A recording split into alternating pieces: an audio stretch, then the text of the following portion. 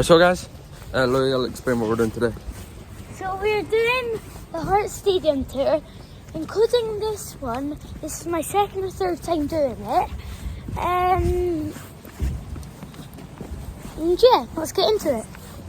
Yeah, it should be pretty good, and I'm ready and excited.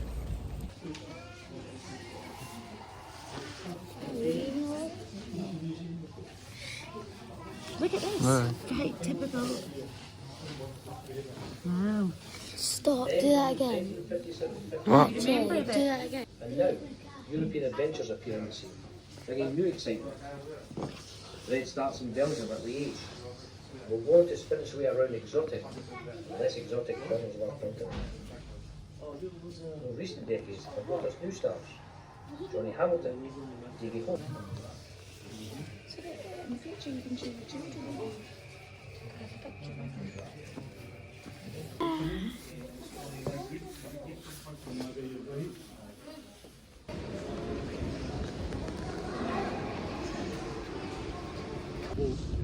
Don't spend as much time as usual here, but we remind people that come to the stadium that this isn't a war memorial.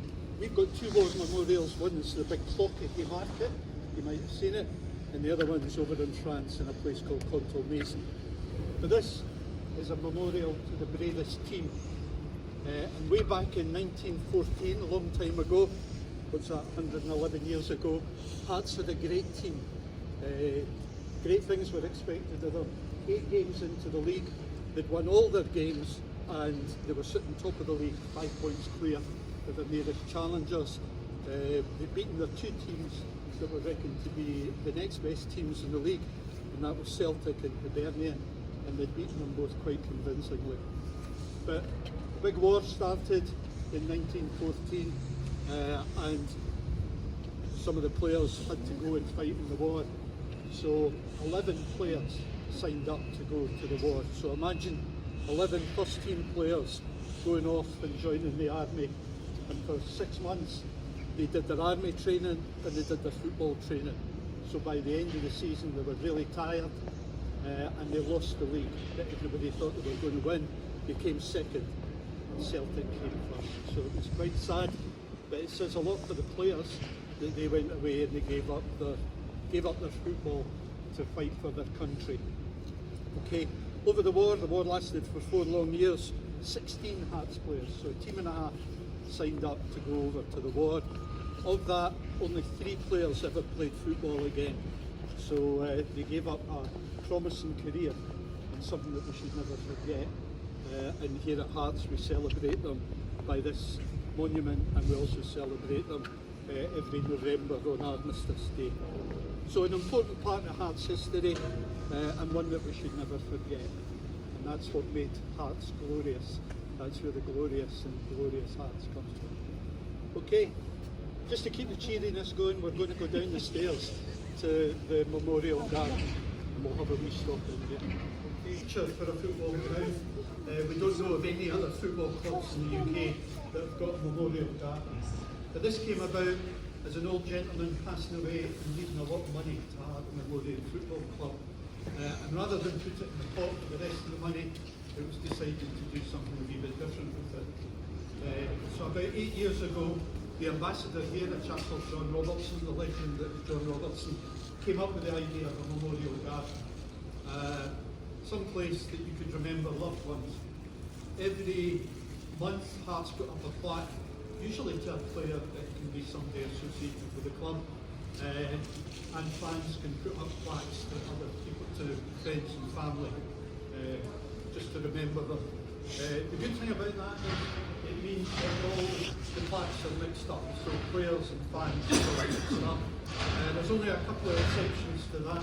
7 of the lads have never made it back from the First World War. They're all together, just to the side of the gate. And there's 3 other players that are together.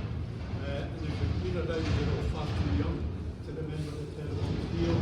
But maybe your dads or your granddads have told you about Alfie Todd, Willie Boyle and Jimmy Wardlaw, who were legends here way back in the late 50s and 60s. And yet we're all together, just over there, all other than that, everybody is mixed up. There's one ex-player that's got two hearts, and that's a chap called Alan Young. Alan Young played with Waldcon and Warthog. He was a great player here, but he was probably a better player with Everton.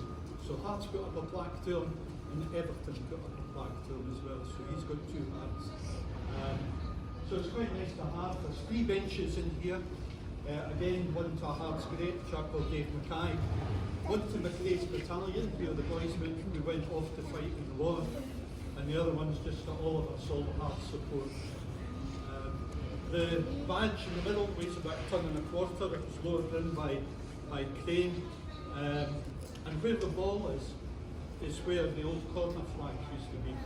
So when we built the Wheatfield stand that you walked underneath, the Roseburn stand that we're going to go round the back of, the pitch moved a bit that way. So that's where the old corner flag was. So again, you're all far too young.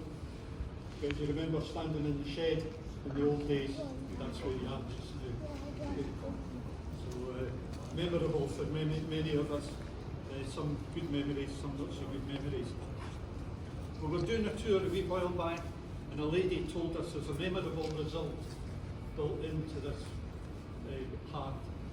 And nobody had seen it before, but she knew the guy that had made it. And if you look there, there's 1, 2, 3, 4, 5 notches, then a space, and then 1 notch. So it celebrates a great victory way back in 2012 when we beat the Birmingham in the cup final 5-1. So it's commemorated in here, but nobody knew it was there. Take a couple of minutes, just have a wee wander about.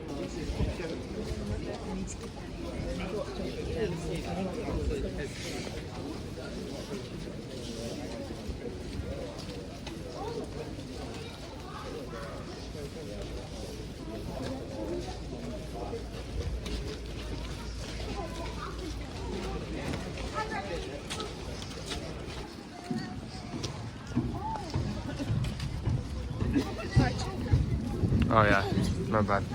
Oh yeah, the pitch.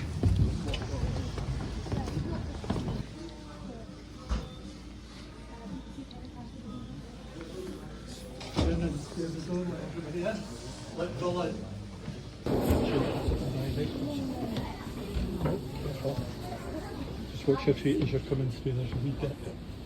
Wow. You just go in and grab a seat, move down if you have to. Come on, let's set.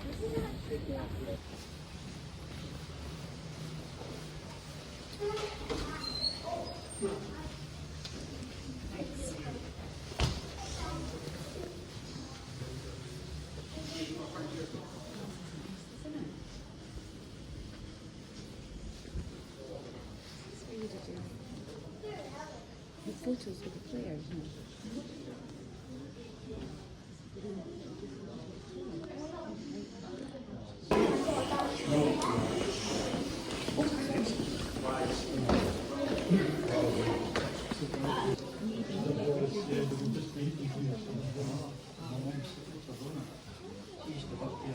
Have you done it before? No, you have up to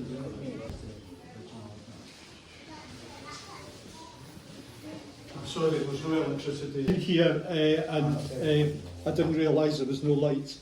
But when we wanted to build this stand, there was 3 planning conditions. One was we had to replace the nursery. One was we had to keep an old turnstile, and that one goes back to 1902, still works. And we had to keep the original mosaic. Now, as you can see, there's a lot of work going on in here. This is going to be a kind of annex to the museum. But that's the original mosaic. It's going to clean up quite nicely.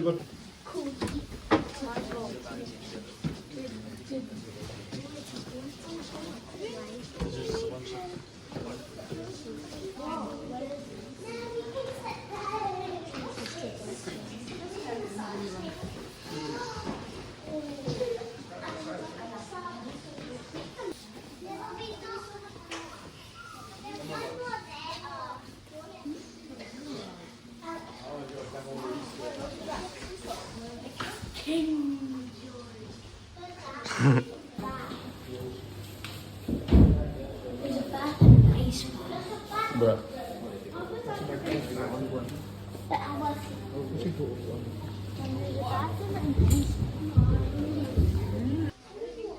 Right, alright, so go. Nope. Oh, weird. Ooh. This is what I was typing down. I got out of search. That's where we sit. I got there. Gantry underneath the wheat field. Another one up the back of the Rosebud. Dugouts, usually for... So guys, it's the next day. I forgot to film the outro yesterday. But today's the day of the semi-final, so luckily you're getting 2 uploads today instead of 1. Or maybe I might just wait until tomorrow to upload the semi-final, right? Which might seem a bit weird, but you know, just gonna have to deal with that. But yeah, I'm gonna edit this and upload it on the bus on the way to Hampden, and then I should upload it in Hampden, but I might not upload until later today. But I'm also filming a video for Hampden, so it might take up a lot of storage today.